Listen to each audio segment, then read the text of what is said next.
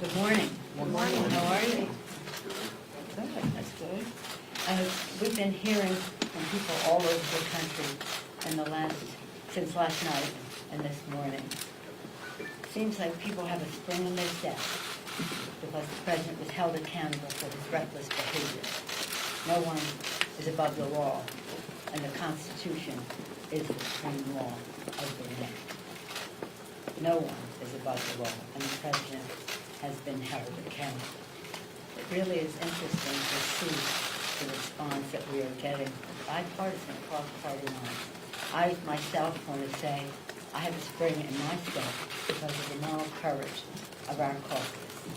To see them all, so many of 100 members go to the floor, that's all that we had time for, to go to the floor and speak about our Constitution, about the facts of the case, so clearly, so patriotically, so prayerfully, and so solemnly, but so definitely. I just get this off the table right away. When impeached the president, immediately everybody's on to the next thing. The next thing for us will be when we see the process that is set forth in the Senate, then we'll know the number of managers that we may have to go forward and who we would choose. That's what I said last night, that's what I'm saying now. The precedent for this, and I met with my first chair, which was someone that was for a press conference after the votes last night, and we discussed the precedent of it all, and that is in the most recent case taking up an impeachment. There was a proposal on the floor put together in a bipartisan way. 100 senators voted for the process on how it would go forward on the case of President Clinton. We would hope that they could come to some conclusion like that. But in any event, we're ready. When we see what they have, we'll know who and how many we will send over. That's all I'm going to say about that now. We've had a very eventful week. I'm so proud of our members and really in some cases the bipartisanship of some of us and some not. Last year's campaign we said, for the people, we would lower the cost of health care, starting with lowering the cost of prescription drugs and preserving the pre-existing condition benefit. Within the past week, we passed the Elijah Cummings Lower Drug Cost Now Act, which does just that.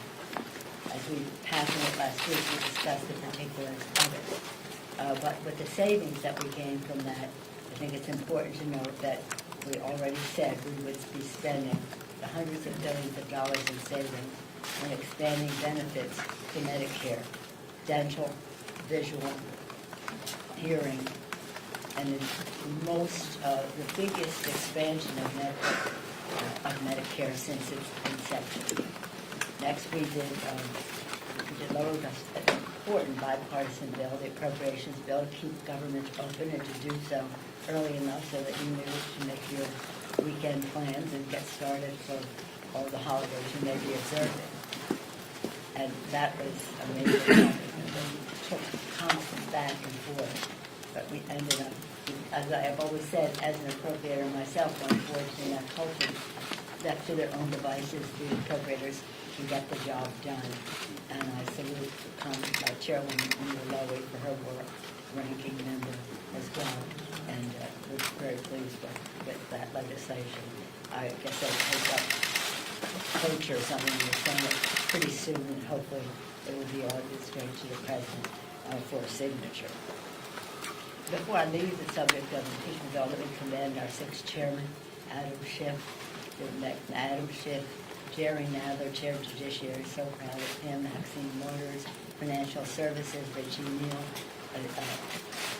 Ways and Means Committee, Elliot Engel, the Foreign Affairs Committee, and also a very important committee chaired now by Carolyn Maloney, the Government Reform Committee. I said last night, and I say today, while he isn't with us today physically here, Elijah Cummings is with us in spirit. The foundation he helped lay for justice is with us. And he said, when we're dancing with the angels, what we know about what we did to keep the Constitution intact when he said that, it was very prescient. Little did we know that by the time we passed the impeachment resolution, well, the articles of impeachment, that he would be dancing. Right now, as we speak, we're debating on the floor the U.S.-Mexico-Canada trade agreement. I hear my colleagues on the floor last night saying, well, if we are doing this, we could do Mexico. Well, we are doing Mexico. And the discussion that took some time to convince the administration and the other countries was that we weren't going forward until we had the strongest possible enforcement of the legislation, of the trade agreement, as also manifested in the legislation that we'll have on the floor today, implementing legislation. As you've heard me say over and over again, this is about enforcement, the overarching issue. You can enforce it, it doesn't matter what you put forth. One of the concerns that we had, one were workers' rights, the other pharmaceuticals, and the other the environment. And we made giant progress from, first of all, over the existing NAFTA for sure. But apart from that, big distance between what the administration was proposing to begin with in all of those areas and to where we ended up now going forward. I'm very pleased to have the statement today that went out from the AFL-CIO, from Richard Trumka. He said, "We are proud." He said, "There is no denying that the trade rules in America will now be fair. Working people have created a new standard for future trade negotiations." I think it's a template for future trade agreements. Some of my members think, let's not give it that much. Look, we'll see how it goes in the implementation. That means everything. And after that, today, we will do SALT, and that is going to be the state and local taxes. The Republicans go on to punish blue states largely. It is paid for, this legislation, to repeal the SALT tax, and it will be paid for by increasing the rate on the wealthiest individuals in the country. When the president first proposed his tax scam, they were saying, we're never going to lower the individual rate, and then they did. And now we will raise again to repeal the SALT. So we're very proud of what we have done. As you know, the Republicans keep saying, well, we should be working. No, we've sent over 400 bills, 275 of them sitting on Mitch McConnell's desk. Well, 400, but 275 of those, at least, are bipartisan. The range of subjects is where you've heard me say it, but bears repeating, I think. That includes all of our top 10 pieces of legislation, bipartisan background checks, expanding background checks. People have to have a background check unless they buy it at a gun show, online, or in some kind of straw transaction. So this is not creating background checks. It is expanding them, and as well as the South Carolina one is H.R. 8, the other 1112. 295 days ago, we sent those bills to Mitch McConnell, the Grim Reaper. I have news for him. He may think they're dead on arrival there, but they are alive and well in the general public. And every day that he does not take up that legislation, because he knows it will pass, he fears that it will pass, or else he'd take it up. Every day that he does not have it, 100 people die. Not all of them would, by gun violence, not all of them would be saved by the legislation, but some.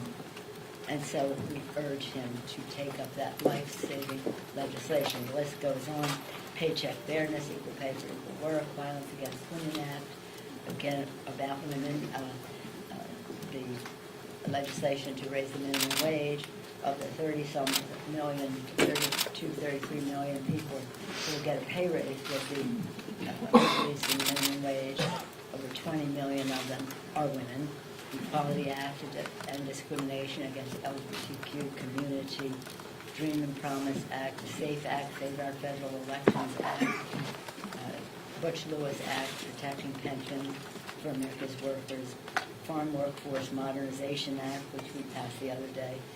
It was bipartisan support. It has bipartisan support inside and outside the Congress, and lower drug costs now. One of the bill that we did pass that we had an enrollment ceremony, perhaps somebody came, was the Future Act, and that was about minority serving institutions, Hispanic serving institutions, historically black colleges and universities, higher education institutions that deal with our Native American population. It's very important we sent it. That did pass, and that is on its way to the president. So with that, we said to my members what I say to you guys all the time: the word recreate and recreate are the same words. They spell the same, and they mean something the same. When you recreate, renew, rest up, be with your family, you are recreated to come back for the discussions and debates ahead as we go into the future. And as we go into the future, again, we are inspired by our founders who said, "Y todos uno," from anyone, no matter what our difference is. And they certainly had theirs. We always have to remember that we are one country. I have my speaker today, but many times I have a flag pin which said, "One country, one destiny." We have to think in those terms, and we look forward to doing that as we go forward. We still have a day here as we go forward. So I wish you happy holidays, and whatever you are celebrating. In our house, we celebrate them all. Christmas, Hanukkah, New Year's, whatever else. But I hope you have it. Now I'll have time for a few questions. Do you run the risk as some Republicans have said of looking like you're playing games with impeachment if you hold on to these articles for too long? I said what I was going to say, Nancy. When we bring the bill, which is, just so you know, there's a bill written order by the Rules Committee that we can call up at any time in order to send it over to the Senate and to have a provision to pay for the impeachment. And then the next step, whatever you want to call it, the trial. That is where you put the managers. I was not prepared to put the managers in that bill yet because we don't know the arena that we are in. Frankly, I don't care what the public says. I said this is it. Last time you suggested we need to see fair process in the Senate. Well, we'd like to see a fair process, but we'll see what they have, and we'll be ready for whatever it is. Is that a requirement, or do we need to see a fair process before it's We would hope there would be a fair process, just as we hope that they would honor the Constitution. By the way, I saw some, I didn't see it, but I heard some of what Mitch McConnell said today, and it reminded me that our founders, when they wrote the Constitution, they suspected that there could be a rogue president. I don't think they suspected that we could have a rogue president and a rogue leader in the Senate at the same time. Yes. Speaker, to that end, you have talked and criticized Senator McConnell today. Any other questions on any of, anybody will talk about Mexico trade agreement? Anybody care about that? Jobs for American people, progress and addressing globalism and the issues. Anybody want to talk about the SALT tax that we're passing today, important issues that relate to the economic vitality of our communities? Any other questions? Because I'm not going to answer any more questions. Here's one. Clearly, we understand when we see what their process is, we will know who and how many we want to send. But this question Not deals with until then. legislation I'm in not the going to go Senate. there. Yes, sir. On USMCA, one expects the president will campaign how he got rid of the worst trade deal in history and made a better deal. Is that something you want to take credit for, or will you let him do Of course we'll that? take credit for it, because what he proposed did not fill the bill with what he just described. But there are those, and some of you have cared about substance, have in the past asked about whether we would pass that, because it would have what we call collateral benefit to the president. I don't care about that. Well, we had an opportunity to do something very important for the American people, for America's workers, and we could not let him stand in the way of that because he would go out and take credit. So this isn't about him. It's about American workers. It's about being good neighbors in our hemisphere. And frankly, we weren't going to go down that path until the administration conceded on many of the provisions that they had in the original proposal. which were not acceptable and which were not, as you described, the president would describe it. Yes, Madam sir. Speaker, have you had any conversations with Congressman Van Drew about maybe caucusing No. within the new year? Zero. Do you have any advice for the No, congressman? I know, nothing. Zero. Madam Speaker. That's it. The president last night had some pretty harsh comments about your dear friend Debbie Dingell and her late husband. I wondering if you had any reaction. Let us pray. Let us pray for the president. This is, the president clearly is insecure when it comes to statespersons. Whether it was John McCain, think of what he said about John McCain and his supporters just overlooked that. John McCain. Now John Dingell. What the president misunderstands is that cruelty is not wit. Just because he gets a laugh for saying cruel things that he says doesn't mean he's funny. It's not funny at all. It's very sad. Thank you all very much. Happy holidays.